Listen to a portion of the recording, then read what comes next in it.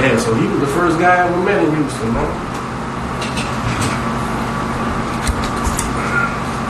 He's a good dude, too. Kids.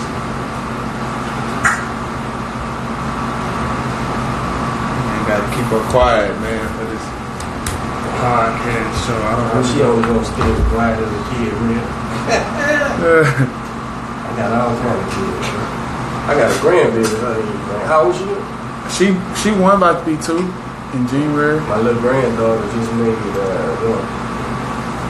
I just had a new granddaughter, man, about 2 weeks ago, man.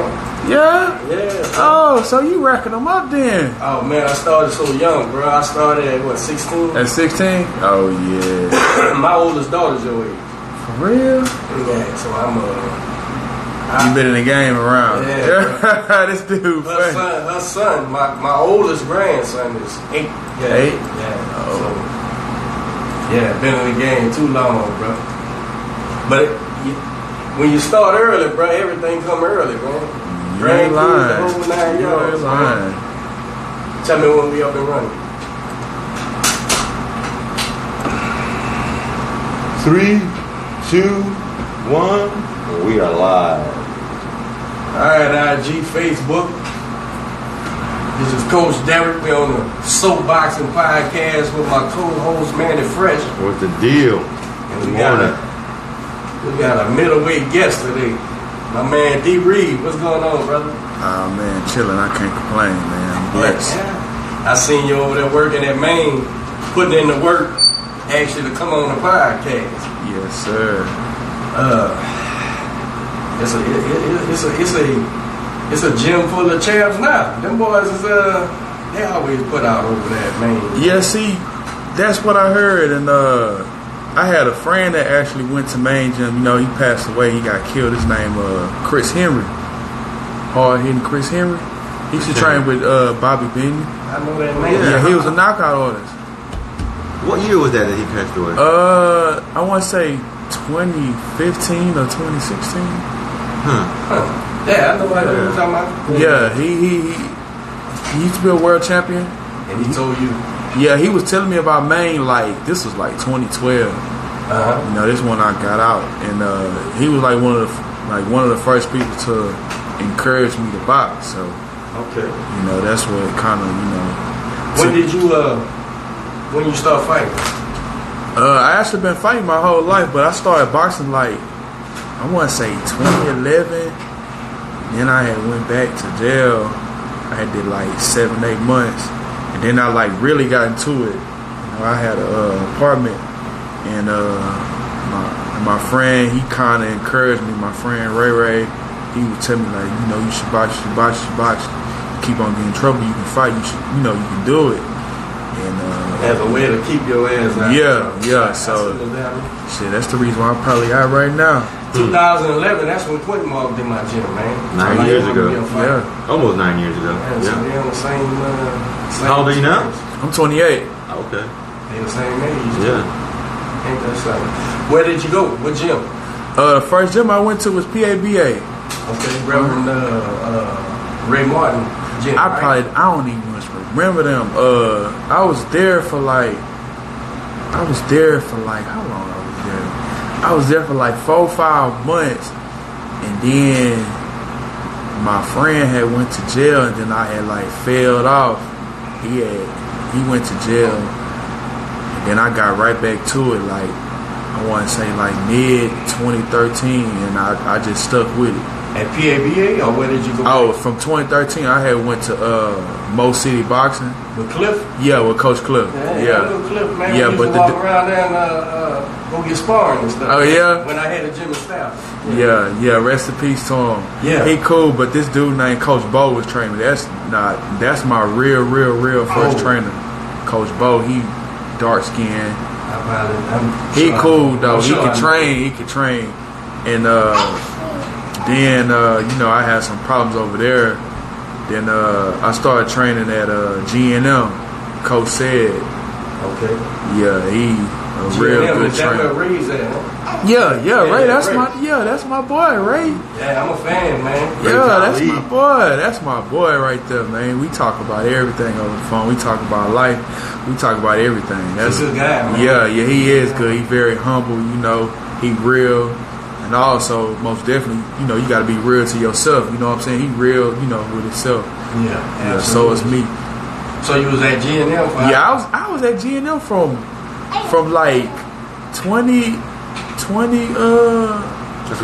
like 2013 to like 2013 to like 20 I want to say 17, cause I really would have stayed with Cosette, but he stopped training. He was like, you know, that's it.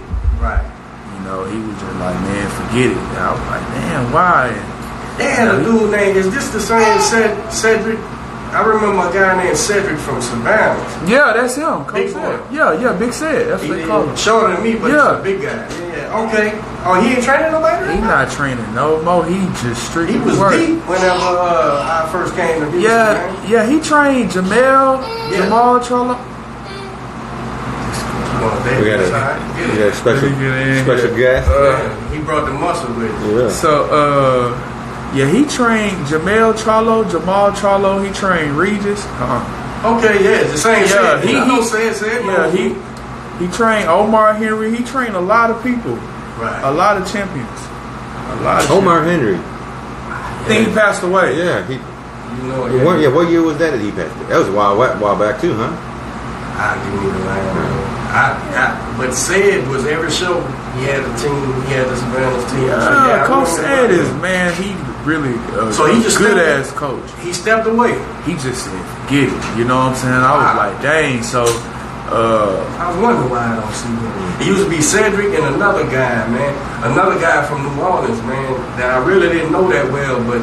Oh, you talking about Jay? I know Jay. Yeah. That used to be the trainers out of Savannah, outside of Ronnie. Ronnie Shields was there too. Yeah. But I remember them at the shows and stuff, man. So you was fighting for, as an amateur, you was fighting with Ced now. Yeah, as an amateur. Yeah. Okay.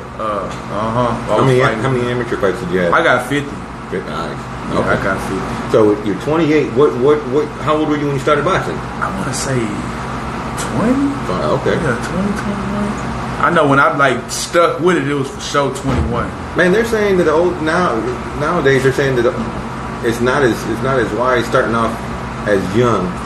Start off a little bit older. I'm involved, man. On my, the more times you're in this, the longer you're in this, man, the more you learn. Of course, the more experience you get. And I tell you, man, I'm starting to see maybe. And this is not for everybody, because all you great fighters, most of you great fighters, Oscar De La Hoya, all them guys started as little kids, but Sugar Shane, all them guys. So, but I tell you, man, y'all, it's also a ton of guys get burnt out, man. Right. And walk away. And so I'm starting to see maybe these guys starting later or more, like you say, I'm going to stick with this. They're more mature. And so they can focus on it. Whereas a kid, you start a kid, a kid can become a top flight amateur at a young age. And by the time he's 14, 15 years old, he starts looking around seeing, he thinks he's missing something, from school, and then go fooling with gals or whatever the case may be. And all that work out the window. So I don't know. I guess it's all to each individual. But I'm not so starting off at 8 years old. Like I used to be, I thought that's what you're supposed to. Yeah, that was our background. So I thought that's what you do. But you take like a Quentin or D.Reed right here. The boys started late, but at 20 they knew they had put themselves in a bind to say, I better do something else. Do or die. Out of trouble. Right? I really ain't had no choice really, because it was hard for me getting a job and shit like that. So I was just like, so I was just like, man, I'ma just stay down, Right. So I'm evolving on that. It's funny because you said you had no choice. Some people look at that and say, oh shit, he must have had a rough life, or he has it hard, or whatever the case may be.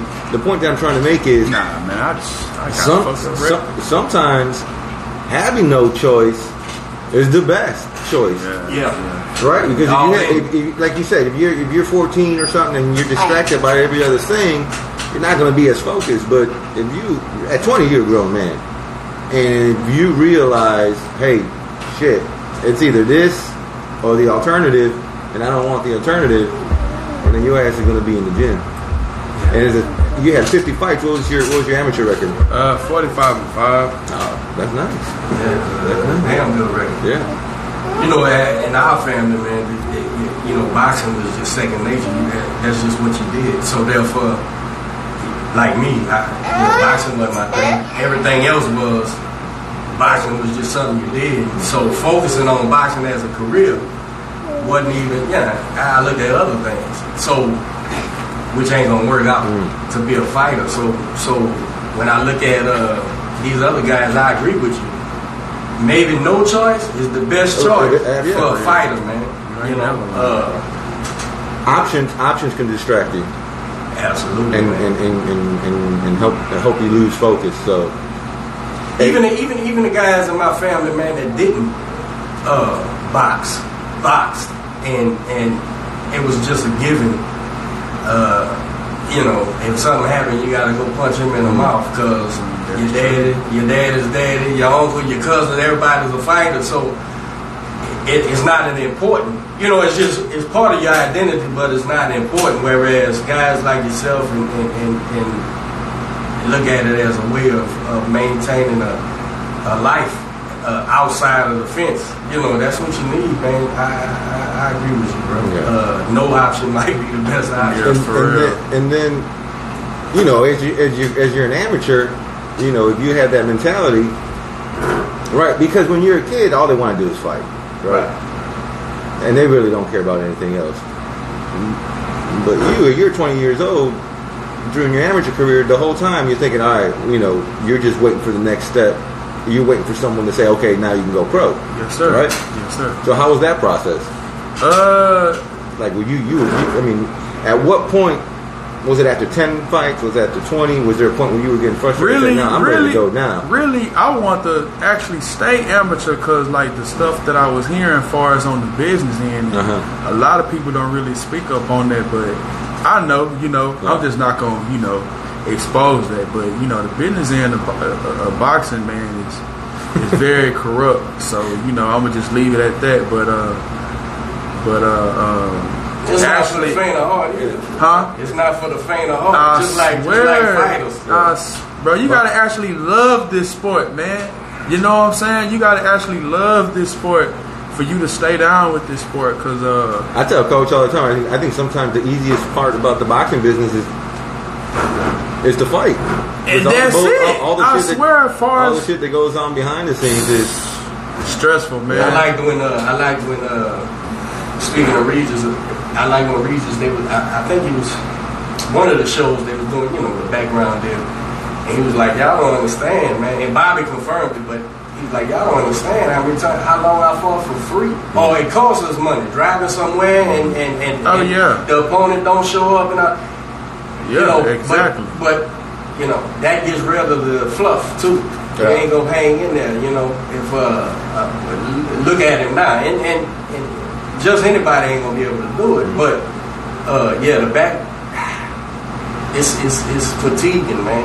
The business of boxing. Yeah, my first manager, he would pay for me to fight. He would, you know, and that took a toll out on him. And be real, he would also pay me sometimes. You know, sometimes I wouldn't get paid. He would pay me, and then I just would be like, dang, you know, outside looking in. Like before I'm boxing, I'm thinking like, oh, when I start boxing, I'm gonna just become rich because I'm looking at for real. That's just what I thought. Like I was just like, I'm like, boom, I'm gonna get rich. Like as soon as I go pro, But as I was in the amateurs, I'm hearing this, I'm hearing that. Then my friend Chris, he telling me this, like, hey, this is what you gonna get, or you might not even get paid. You might not get nothing, you know. So I'm just like, dang. And then I I actually got to experience it, but I really wanted to stay amateur. But my first manager, he made me go pro. You know, he was like, "Yeah, we gonna go on pro. I think you ready and this and that." And you know, I thank him to the day. You know, he looked out for me, and you know, he just had to fall back because this shit is very expensive, man. Oh yeah. Who are you signed with someone right now? Yeah, I'm signed with someone right now. So you made the leap, and I mean you're 8-0 as a middleweight, undefeated, 5 knockouts, and your last fight was in fight up in June. Yeah, it was in June. What happened there? I had fought Rick Graham. He did that fight end in a disqualification. I mean, he was losing every round anyway, so but I don't remember what happened.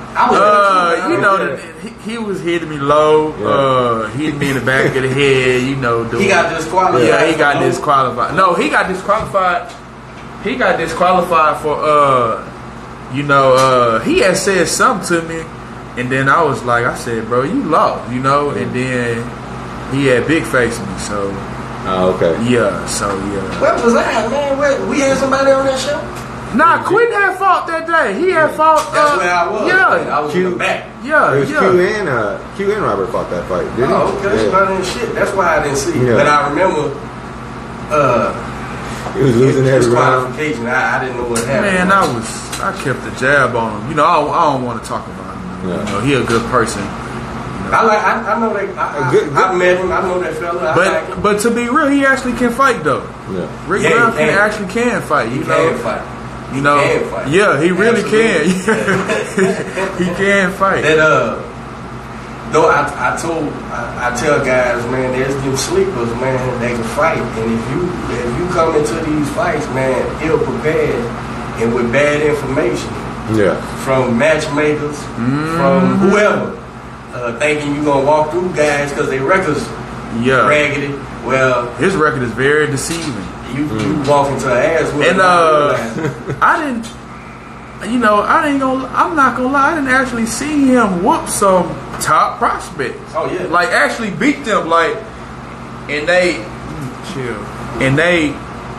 would cheat him, you know. So when I fought him, I just had a plan with like, man, I'm gonna just beat him every round, like convincingly, like I'm gonna just use my range, like for sure, like, you know. Cause I don't want nobody to be like, man, you really lost, you know. You really just wasn't trying to. Yeah. Give me. He that Rick kid, he came here and sparred before. I seen him. He can fight. Absolutely. What's on deck now? Anything? I'm fighting in November. In they'll take it show. I'm fighting in California. I'm fighting on Showtime. Oh, okay. Yeah. Who you know your opponent and all that? He from Argentina. I don't know him, man. You going out for you letting Bobby figure out? Yeah. I mean, I watched this fight a couple of times. He a good fighter, but shit, he in the way, man.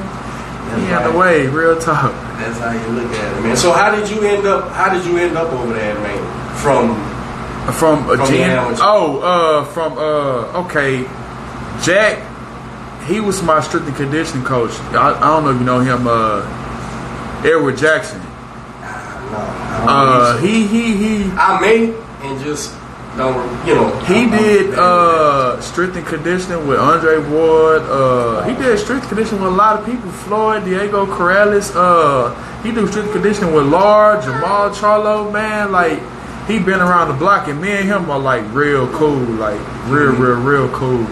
And so at the time, I really wasn't just cool with Bobby, you know. So I was like, man, you know, plug me in with him, and you know, I was cool with Regis, and I would tell Regis, you know, tell him woo.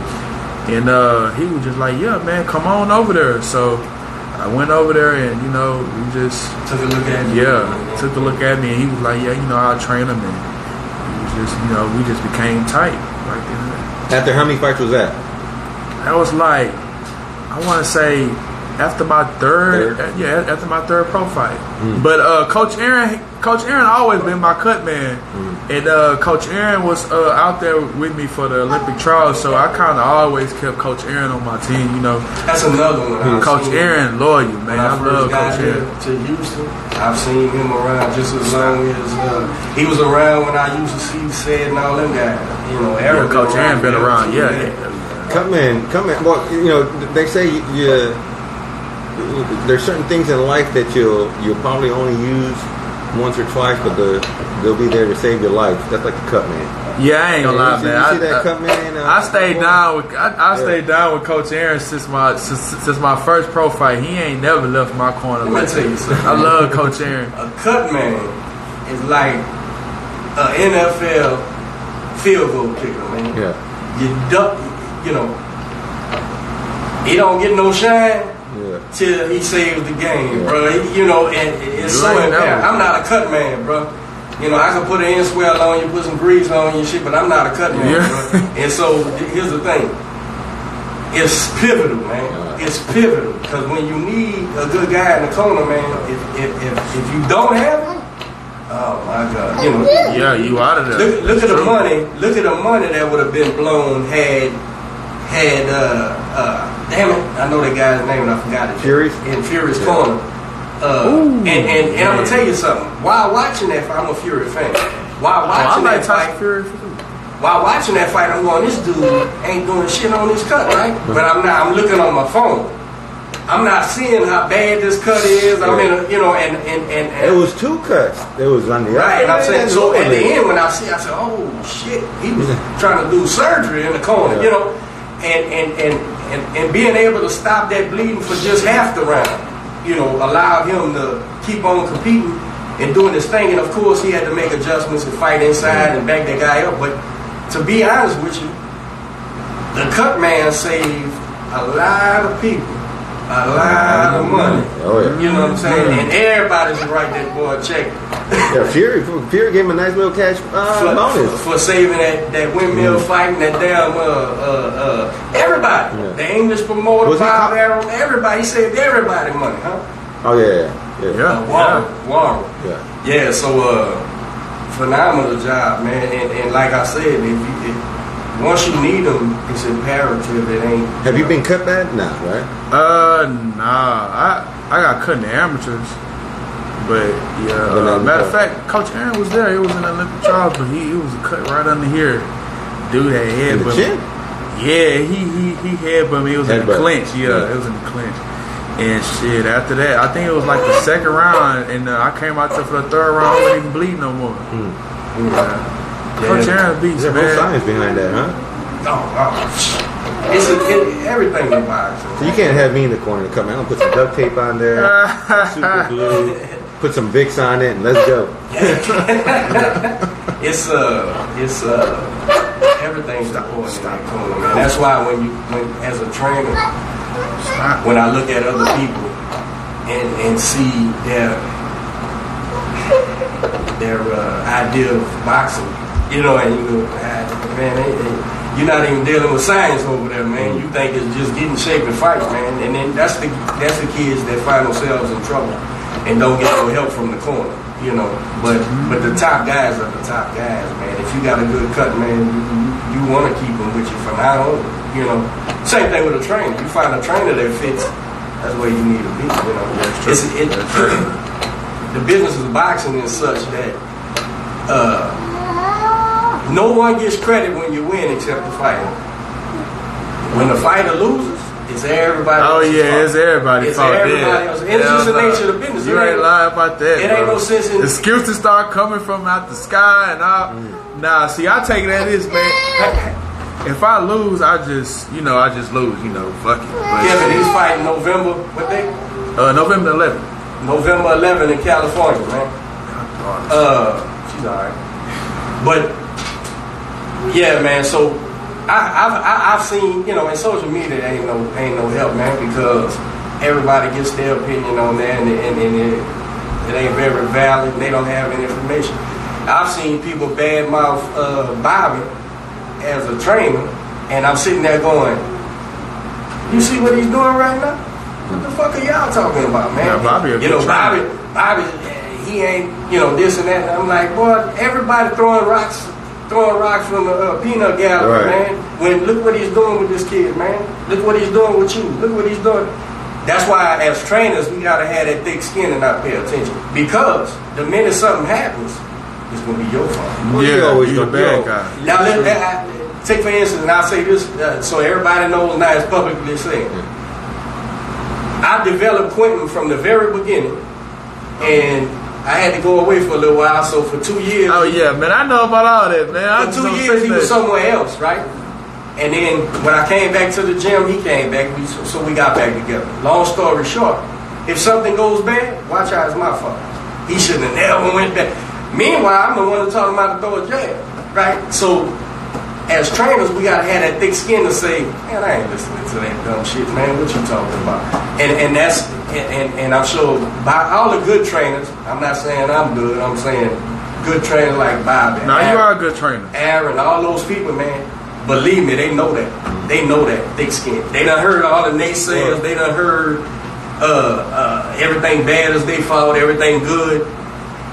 Ain't it funny in boxing how somebody taught you how to throw a jab or a hook or something? Yeah. Oh, he's winning because I showed him that. Everybody want to take credit too. Credit, but they don't take responsibility. Whatever trainer you had, they take credit for you winning, regardless if you've been with them. If you ain't been with them 5-6 years, you know what I'm saying? It's the nature of the business, man. And I think as fighters, you guys should do just what you did today so far. You gave credit to your coaches who started from Mo City. You gave credit to Cedric. You gave credit. That's what you do, man, because they was all part of your anybody who interviewed asked me about Quentin. I said, Quentin got to credit Ron too, because Ron, helped him and trained him for a couple of years, and look what he did with him, So you just give credit where credit's due and keep it moving, man, because there's always going to be there's always going to be someone. There's always going to be someone talking. At the same time, you have to consider the source. What are they doing? What did they accomplish? It's usually you'll never hear someone who's doing great spending time talking about somebody else. Right. It's usually the person who is envious or just wants to put their 2 cents in. We got shit to do. They just want to be a part of the conversation. I say that. And that is true. And what you said, they just want to be a part of the conversation. Hey, that's real right there. And they don't have it in them to be positive. So that they talk. And it's funny because everybody wants to be with a winner. Yeah. So don't be negative. If you're winning and you played a part in it, enjoy that and say, hey, I used to train this guy, or I was, whatever the case may be, and keep winning, man. Because if you ain't in it for the kids to succeed, bro, what you in it for? That ain't gonna work out for you, I promise you. If you're not in it trying to help these guys who's giving their all become successful, you just in the way anyway. Yeah. You need to be left. I think boxing, like anything else in life, is it's all about the long-term success. Exactly. There's no overnight success, and even like a fighter like Andy Ruiz, who might seem like an overnight success to some people, to most of the people, because a lot of us didn't know. But I mean, he's had over 100 amateur fights. He has over. I think over 30. Oh man, listen! Pro I wasn't in the I was actually out there training with him in LA for that fight. Oh really? Yeah, I actually seen him get prepared, and you knew he was a dog. Man, he could fight. Yeah. And look, I was on the phone with Ray. I want to say, I swear to God, man, God can strike me down right now. I was on the phone with Ray. We was talking about that fight. And I said, man, that dude is faster than Anthony Joshua. And I said, if he used his speed, he messed around and could win. And he was like, man, for real? I said, bro, just watch the fight. I had no idea, bro. Man, that dude got skills. I just didn't know it. I don't think there's any. And look, I didn't even know him, but just me watching them spar and just me I was like, man. Well, you seen the ability. Yeah. I was like, man, that dude got some speed, and speed is power, So I don't think there's a cap. I don't think there's a cap on Andy Ruiz. I think on any given day he can beat anybody. Well, here's the thing. He can fight, man. On any that given dude day. can fight. here's the thing. When it comes to him and Anthony Joshua, and this is just me now, not before. I didn't predict him and shit like everybody predicted him to win. Now that he won, everybody knew he was gonna win. I've been knowing Andy, man. I called him before. You was in the gym with him, so you knew him. Man, I was out there in LA, man. I was out there training, and I seen this dude. I swear to God, I seen this dude. Right, but for the millions of us that didn't know, we didn't see him. You know, it caught me by surprise, and I'm not no Joshua guy. I mean, there was nothing not to like, but I didn't think he was Superman or nothing. But seeing Andy fight, seeing that fight, and now go and look at him fight, well, it's not even. It's two different levels of boxing too. Like Andy Ruiz is just a better boxer in every way. So yeah, to be real, in my opinion, he's just better than Anthony Joshua. Right. Like better, just period. The only thing Joshua got is a size advantage. Yeah. And so in power, that's it. In power. So you got to throw that off with your ability. Now, the heavyweights today are so large that it's gonna always be a problem. It's always a guy like Andy Ruiz. He's not a little human being. No. He's just not a big giant heavyweight, but giving up that much size advantage is always a threat. It's always going to be a threat, that one shot, like in that fight where he caught, and it was a flash, but he caught Andy and set him on his ass. That's going to be, as long as Josh was throwing punches, that can happen. So he's got to be on his shit. Yeah, he got to be. But ability-wise, it's not even close. I want to see the two heavyweight Mexicans fight. Which one? Ruiz and Fury. I don't think that's a good match for Andy Ruiz. I'm a root for the American, but I don't. It'll be the problem with Fury is this, man. What a fucking fight he had. The problem with Fury is he's a giant. He's the biggest of the giants, right? But he can box. That's what the problem is. He floats around that ring like a welterweight. 6'9", bro. 260 pounds, man, and but can box. So it's anybody going up against that guy, especially if he wants to win, especially if he's in there and he thinks you're a threat. That Fury, man, that's an uphill climb for any man. So man, that dude can squabble. Yeah. So when I actually thought he beat Deontay Wilder. Oh, I didn't think the fight was close. I gave Deontay Wilder the 2 knockdown rounds, and that's about it. Yeah. And the Irishman got up off the deck and probably won those 2 rounds, but you can't give it to him because of the point. That really ain't no fight, man. And when they fight again, there's always the outside chance, because Deontay Wilder can punch so hard. There's always the chance he can knock anybody out. But that fight, and now that Fury knows that, I see him taking even less chance letting you hit me. So I don't think that's gonna be a close fight, the rematch. But Wilder got them bricks in his hand, man. So you never. All you really gotta do is stay away from his right hand. That's basically it. Slip that thing and let it go right over your shoulder. Yeah, just stay away from it. You know. Facebook, we are live here in Soapboxing Podcast with pro fighter, middleweight, D.Reed, 8-0, 5 knockouts. Next fight coming up November 11th, California. With a guy from Argentina. Yeah, a guy from Argentina. I don't really know his name, man. You don't need to know his name. You'll figure out his name. Wait, right now. When he goes in the law. Yeah, and back for it. So have you started training camp? Oh yeah, I really started like last week. I had sparred my partner Trouble, and then the other guy Timmy, and I had actually hurt my right hand sparring, but I'm letting it heal now. I'm icing and stuff, so I still got enough time. How long is your training camp?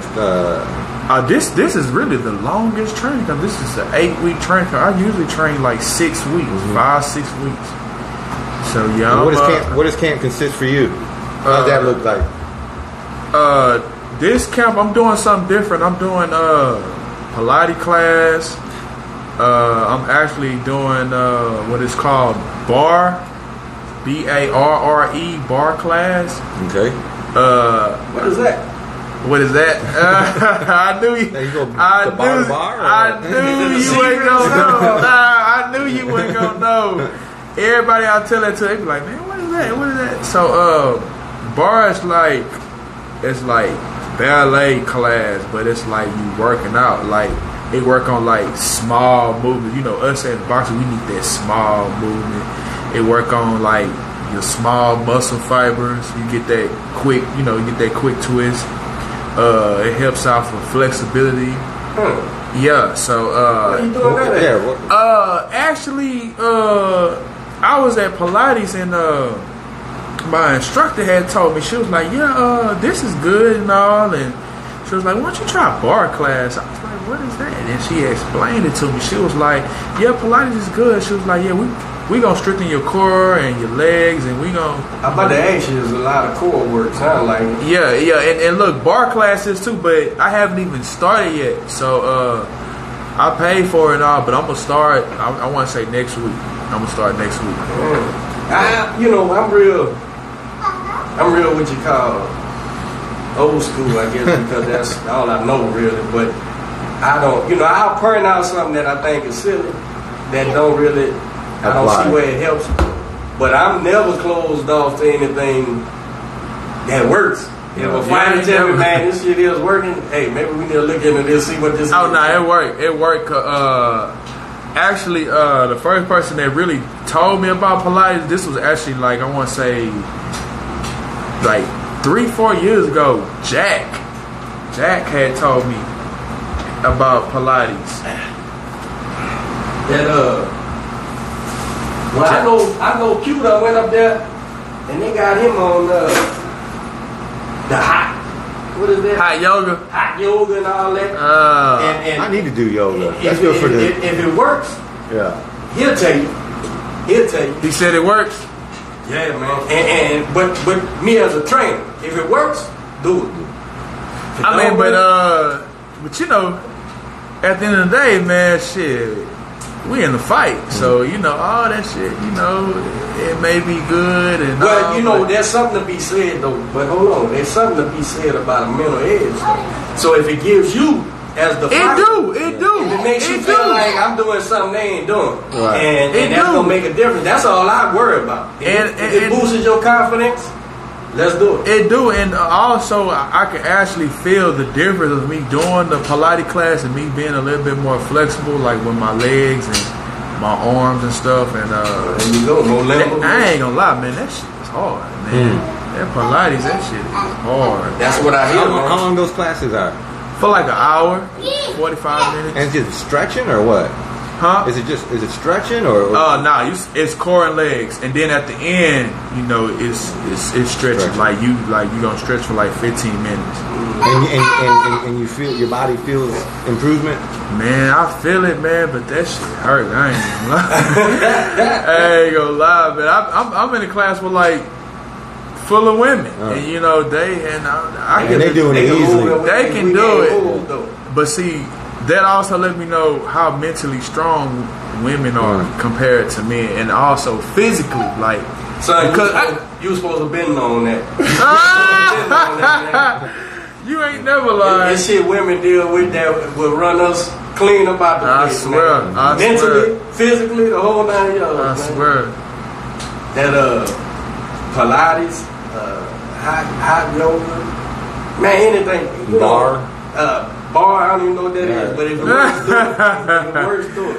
I don't, as a trainer, you just want to stay on top of, because there's a lot of things these days as well that guys make themselves important to fighters that can get in the way, and it's up for you and your trainer to have that communication to where, hey coach, this is what I'm trying out, whatever XYZ, and they coach.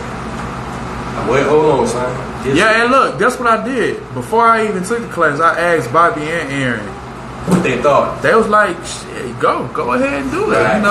That's going to help. I look at these boys that keep getting popped for these illegal substances and stuff, and there's so much substance out there that as an old school guy training, I don't know nothing about steroids or PEDs or none of that. I don't know none of that because I don't come from that.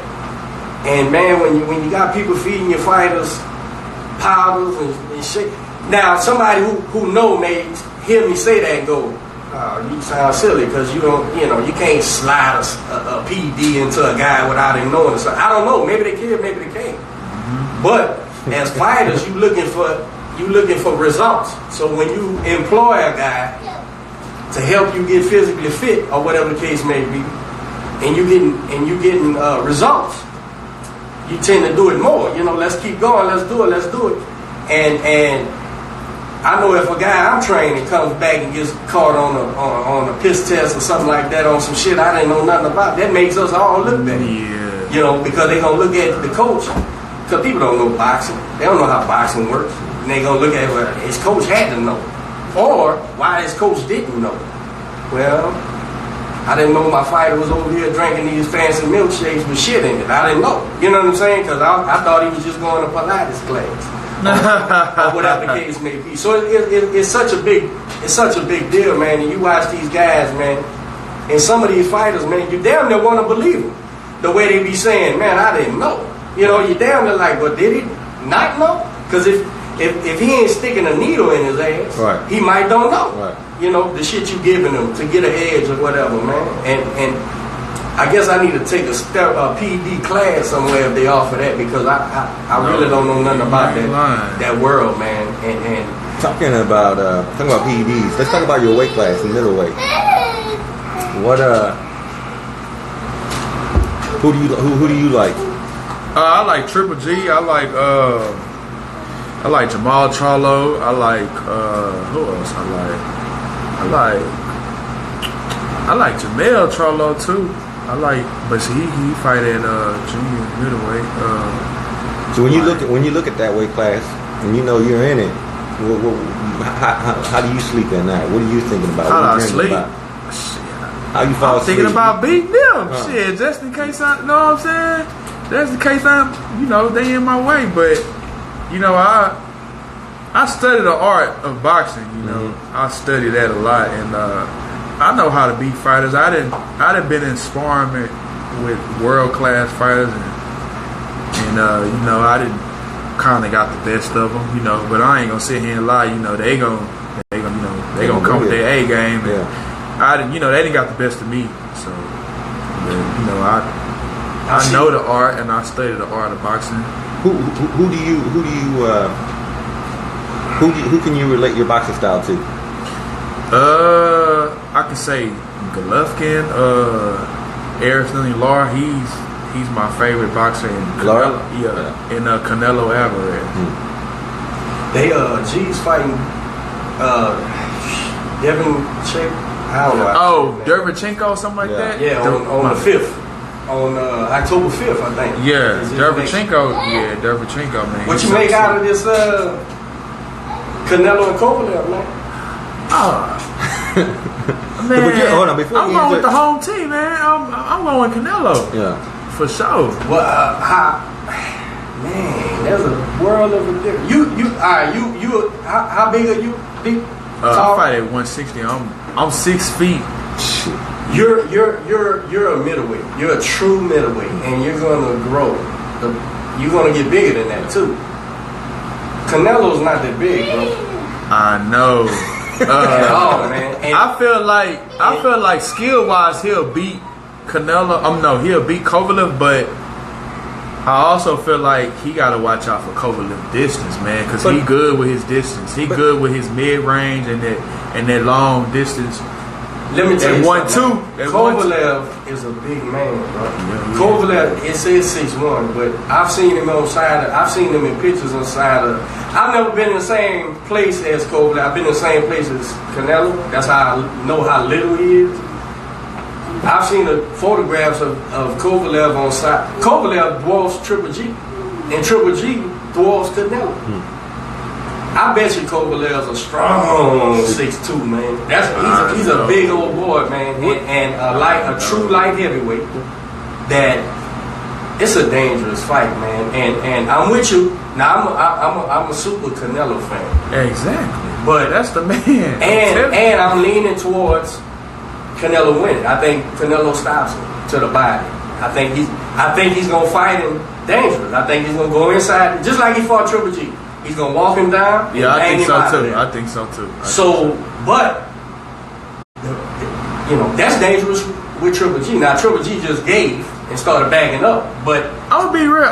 These guys are big, bro. I kind of felt Canelo lost both fights against Triple G. You said that, huh? Man, Triple G kept that jab on him, man. He kept that jab. I say he lost the first one for sure. Canelo lost the first one. The second one was close, The second one was closer. But I still felt like Triple G pulled it off, though. I'm not with y'all. Triple G won the first fight? Yeah, for sure. I fully admit that, and I thought the second one wasn't even. Here's the thing. Let's get a couple off you for a gotta second. be bumping. No, I seen how Triple G fans switched, and all of a sudden y'all want to pretend like he could box. And I've always been a big fan. And thought he was jabbing. Triple G wasn't jabbing, trying to jab. Yeah, Canelo was backing his ass up off of it. Let's talk about the Kovalev fight. But he was in the fight. Hold on. Maybe I'm sounding too strong. Triple G was in the fight. Exactly. He was there in the second fight. Yeah, I'm not saying he wasn't in the fight, but yeah. Man, he won that fight, that's man. why, I swear to that's why God, we I need got the a third guy in fight. the gym who hates Canelo, and he's Mario? Not saying you do, but Mario. Canelo, Triple G. He thought the second fight wasn't even close. I'm like, listen, on the Kovalev fight, and I don't understand why we're always quick to say there's weight classes for a reason, and then we have a much smaller Canelo going up against a 6'2" beast. I can explain. And we're not talking about. Here's the thing. They're all weight classes for a reason. Yeah. That's absolutely. And he jumping up too. Yeah, that's absolutely true. Here's the thing though. When ability is such that it can equal it out, which is rare. It rarely happens. Roberto Duran could do it, right? Because Roberto Duran was a lightweight dude and went up there and won middleweight titles, welterweight titles, all that. But he was such a great fighter that he was able to do that. So Canelo Alvarez is one of those guys where you got to go. Is he so skilled that he'll be able to nullify that size advantage? And I'm saying this is such a size advantage. We're going to find out. I agree with you, and I know that you believe that because I've seen it in your coaching. But when I think about that, I also think about Earl Spence, Mikey Garcia, because Mikey Garcia has the talent. Now Kovalev is no Spence as far as where they're at in their career, because Spence. They're not the same type of fighter, but he dominated his class like Spence. Spence is still going. It's still improving and filling in as a boxer. And Kovalev is declining. So there's a difference there. But you got to remember, I think Canelo's definitely going to be tested. Kovalev was literally untouchable up until war. People forget that. And how many years was this? 3-4 years ago. Yeah. But the thing is, he dominated everybody he ever put in the ring with up until Ward, and hurt Ward, and I thought won the first one. So you talking about Kovalev and Ward. People forget that because the way Ward came in there and did his thing, and then he came in that second one and really did his thing. But you can't give an intelligent fighter like Andre Ward. If he makes a mistake and you give him another shot, he ain't gonna never make that mistake again. But here's the thing: Kovalev was that dominant, bro, light heavy, bro. He was a monster, knocking everybody out, including X. So people forget that, man. And he's on the back nine. Yeah, he is. He's on the back nine, and I don't know if the drinking shit is real, and if he don't like getting into the fight, whatever the case may be. This is a very dangerous fight for Canelo Alvarez, bro. Very dangerous fight. Anybody acting like it ain't, you're not giving Kovalev his just due just because he's on the back nine. Just because you're on the back nine, that don't mean you can't fight no more. That means you can show up and be great any given day. And that is true. And not only that, you're going to have the experience. You're going to have the little tricks. You're going to have all that, versus a prime fighter who's going to be, driven on emotion. Kovalev is going to have is going to bring a lot of experience, boxing IQ, and still a ton of ability. That's it. So is Canelo going to be able to get on the inside? Is Canelo going to be able to work that body, or is it going to be one of those things that we saw with Mikey and Earl, where Earl just kept them out, and Mikey couldn't find an answer, and so everyone's talking about Canelo. Well, Canelo's going to work the body. Canelo's going to knock him out with body punches. But is he going to be able to get in there? Is he going to be able to execute his game plan? Well, that's the question. And that's what we're going to find out. Yeah, that's the question, and that's what we're going to find out. You talking about pound for pound, the best fighter in the world versus a guy who was pound for pound the best in the world a few years ago and still should be. Look, they rolled him off when he fought that other guy. Wasn't his name Alvarez? The one who stopped it, Kovalev? Oh, yeah. And then he came back and beat him like he didn't belong in the ring. I'll tell you, man. I felt like Kovalev had overlooked him. Yeah, the first that's fight. Exactly what he did. That's exactly. And paid the price. Paid the price for it, but and got ready for that rematch and made him look like what he should have made him look like the first time. But again, Canelo is either what you and I think he is, and will be able to overcome that size advantage, or the light heavyweight beats him up because he's not a light heavyweight. Well, even if he gets beat up, it doesn't make Canelo any less of it doesn't. I don't think it hurts his legacy. I don't think Mikey caught much flack for losing against absolutely Spence, not. because people say, "Oh, okay, wait a minute." Even the guys who was rooting for him said, "Okay, I was rooting for Mikey. We knew how great he was, but he just bit off a little bit too much than he could chew." Because he went up two weight classes too. He went up big too. Yeah. But just a lot of more man than him, And Did he get paid? He got paid for that fight, huh? Oh yeah, absolutely. Now, you seen? Did they sign it yet, or because I know they was almost finished with Mikey versus Pac-Man. That was almost signed. Did you hear anything about that? I didn't hear nothing about that. She is something else. What's wrong, baby? She want attention. Oh. Hey, you. Hey, I'm gonna get her some chips. Yeah, please, man. That's what I heard was. And then she messed up my live Instagram. That's all right. You getting points for being a dad, bro. Yeah. That's what I heard, man. That they were just about ready to announce it. It was almost a done deal. Mikey and Pac-Man. Which makes sense. Which makes sense for Pac-Man, because who else is he going to fight? I mean, if he gets in there with Earl or Bud, man, them are dangerous fights for that dude, man. I guess would be bigger fights than with Mikey, but how you see that one going if they make that fight? I see Pac-Man beating him for sure. You think he styles him or decision? Or I feel styles make fights. I feel like Pacquiao throws a lot of punches. Yeah. And angles, he uses angles real good. He moves to the left, moves to the right. She heard that. He steps over pretty good. And from when he fought Keith Thurman, I seen him doing a couple of drag shots that a lot of fighters don't use. And he caught Keith Thurman with like a drag hook. Yeah. And it actually kind of hurted Keith Thurman. I was like, oh yeah, Pac-Man really got experience and got smarter and got better. Keith was so confident in that fight. Prior to that fight, it really threw him off when he got clipped early. And exactly. It really threw him off. And then I could see the look on his face. He really wanted to quit. He really wanted to frustrated. quit. You think he was that frustrated? Man, hey, that body shot, I want to say that body shot was like in the 10th round.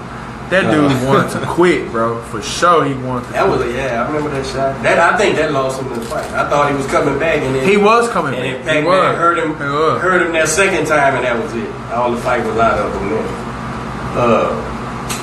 But yeah, I'd like to see if Mikey and Pac-Man sign that fight. And it's at 140 pounds, not 47, is what I'm hearing. So, it might be an edge for him. Yeah. Mikey Garcia. I'm a huge Mikey Garcia fan. I didn't pick him to beat Earl because I thought that size advantage was going to be just too much. And it was.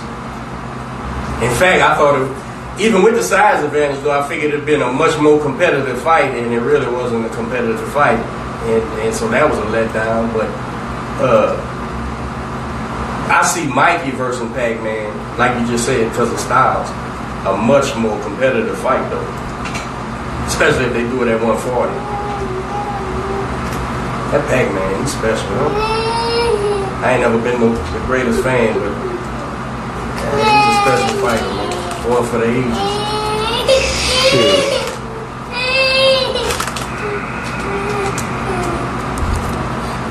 Baby girl. She want everything. She want them chips? She want them right here? Yeah. Hit it, man. That's what you supposed to do. Run there. Is she your only child? Oh yes, and the last one. That's your only kid right there. Oh man. The last one. That's all right there. Yeah, she's supposed to run me through the last one.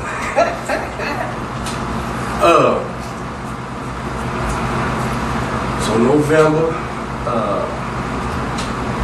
Who all y'all got over there, man? Who Bobby got? He got you. He got Regis. He got me, Regis. He got Oceanique Foster. That's another guy from boxing, man. Oceanique Foster. He ready to fight. Who he been calling out? Tank. Yeah. Monte Davis. Yeah. What the hell was Tank doing the other day? Huffing and puffing against some. Getting uncomfortable. Huffing and puffing. What happened? Don't touch me. They just met in the hallway somewhere. Him and Farmer. I thought that was old. Oh, it might have been. Yeah. I just saw. I just seen it. Yeah, yesterday. Yeah, I seen that. That was old. I'm trying to get Shaka in here, man.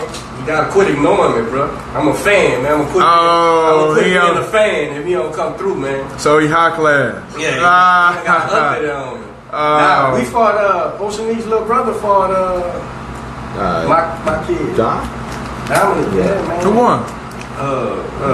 Shaka's. Oh yeah? They sparred again over there by Maine, though. Was you there? Yeah. It's dude funny. It's dude funny.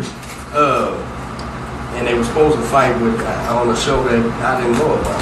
Some kind of way. An underground fight? No. I think I put my name on the list, and nobody contacted me and let me know they matched us up in the day of the fight. They called you up?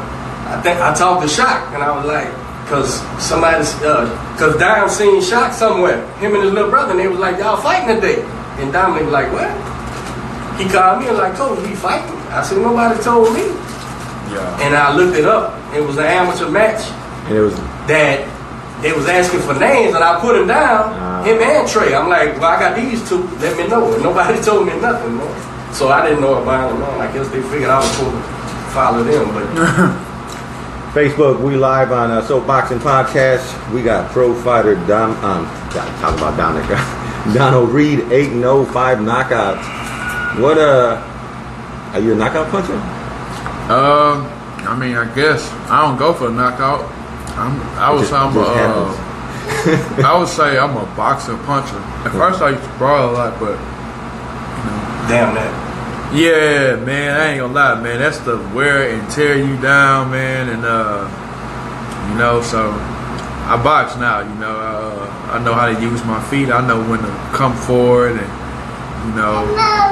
and I also do know when to brawl. When I have to brawl. So well, you can brawl. This is what I tell people, man. You can brawl smart. Yeah, exactly. You can brawl. The audience could think it's all on the line while you safe and kicking his ass. You know what I'm saying? So it's a skill set. You either being taught that or not. Exactly. Before you started fighting, Donald, you watched boxing? Or you wasn't really I was watching boxing. Who was your guy growing up, man? Oh, Muhammad Ali. That's everybody got him. Yeah. Muhammad Ali, Mike Tyson. He get hurt trying to imitate. But try to sit on them ropes. Everything is wrong. He did. He just couldn't do it. Yeah, try to sit on them ropes and block everything. Yeah, you get smashed like that. I tried that before, man. The greatest. I tried that before. Tyson, yeah, that's everybody. Tyson was bigger than boxing, right? Well, both of them, Ali and Tyson, they both was bigger, but they was mainstream stars. You know? Yeah, Mike Tyson, that's my boy. I love Mike growing up. That was a Superman when we was growing up. We didn't think Mike Tyson. We didn't Ali was for the people. Right. When you're talking about in the sense of bigger than boxing, Ali was well, he was bigger than boxing, he was bigger than a little bit of everything. That's a guy there, man, that stirs. So what transcends someone to that? He actually